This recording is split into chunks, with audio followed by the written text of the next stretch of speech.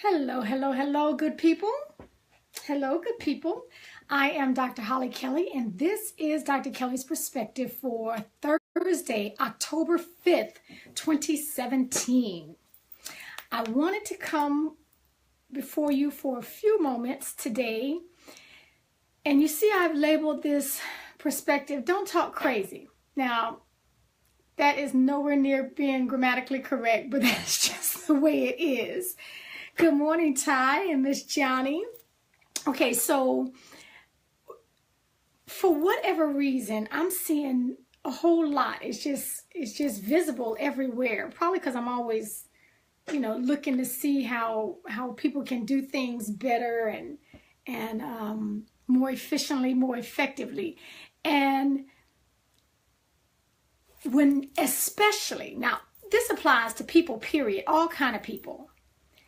Any kind of person, but especially if you have any platform of leadership. Good morning, Tanita. I'm surprised you're up. Has your body adjusted yet? It applies to all kind of people, but especially those of us in leadership. We've got to learn how to talk to people. It's not optional. It's not, oh, well, that's a skill I'm just not good at. Not if you have been given a platform of leadership. And again, leadership in any capacity.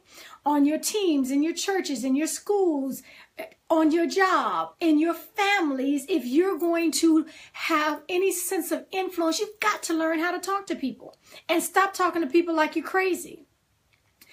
For example, I just will never forget this because I was dumbfounded. I just could not believe that a grown person didn't have enough sense to run this through some kind of filter before they let it slip through their lips. I was a grown woman. I was not a little teenager, and that I don't mean to imply that we can talk to young people like we don't have any sense either. So good morning, good afternoon, Anand. Hey, Miss Laura Brown. I was a grown active duty Marine. Now, I already said I'm a Marine, so I do not pretend to have virgin ears. My ears have not been virgin for a whole lot of years. But this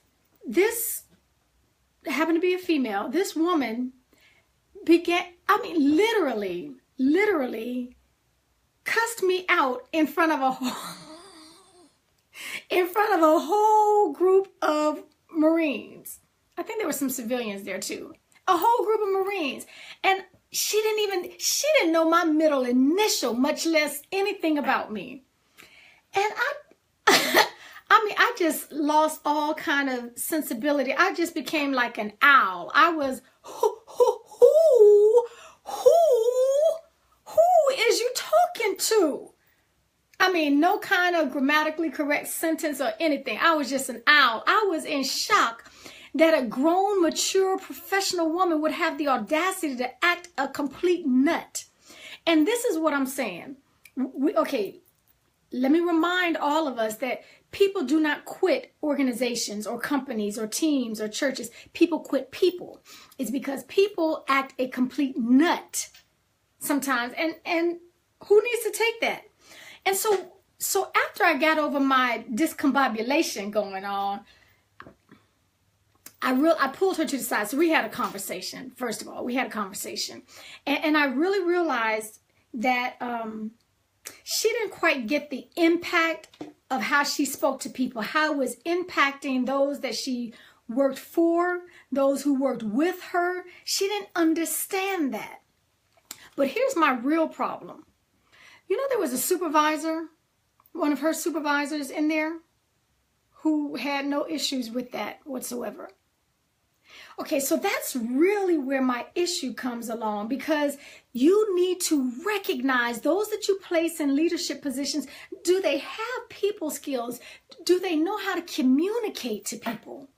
Do they understand that? Do they understand the power of communication? Because it is a powerful tool. I just tell it like it is. Okay, really? I'm with you, Laura Brown. Okay. We have got to grow up, and it does take a certain amount of maturity to understand that what flows through these lips impacts where it lands.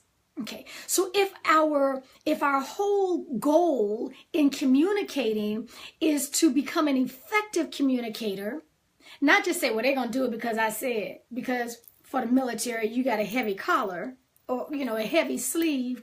Not that. If you are intending to impact lives with whatever it is that you're coming out of, you've got to recognize that you can't talk to people any old kind of way.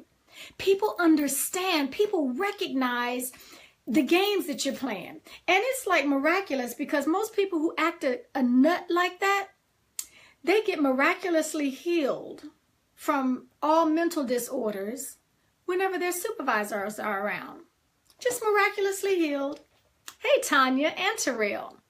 Okay, so it's not as if you do not recognize that what you're doing is incorrect. You just believe that you can get away with it. And if you don't have enough sense to do that or to know better, then I'm calling upon those who you work for. You need to recognize what is going on in the areas where certain people, I'll just be very, very blunt. When you are at a certain level and you have several managers or supervisors working under you, there are personalities and there are cultures that exist in all of those sections. Some sections are very effective, efficient, phenomenal teamwork. They are getting it done and making it happen. Hey, Sister Roan. Hey, Mishima. And others have a continual and constant drip of complaints. And yet you seem to not recognize that perhaps you need to go down there every once in a while. Perhaps you need to do some climate surveys every once in a while to allow people to anonymously voice what is going on. Most of us are not independently wealthy, so we need a paycheck coming in.